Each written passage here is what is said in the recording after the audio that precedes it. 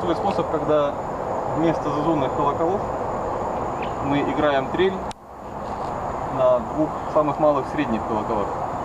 There is a second way in which we can play the upper, instead of the upper bells, the middle row of bells in the quaver, Берем semi-quaver style.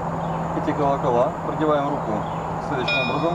We insinuate our hands between the first two ropes Тросы были под натяжением. to make sure the strings are stretched. Обратную связь от колокола. Make sure you feel the bells. И удар вниз. Маленький колокол.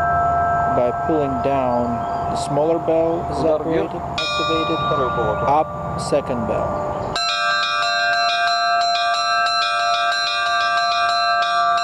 Также 16 и 8 доли могут быть использованы. The 16th and the 8th interchangeably. А левая рука играет на остальных колоколах. Left hand operates the rest of the bells.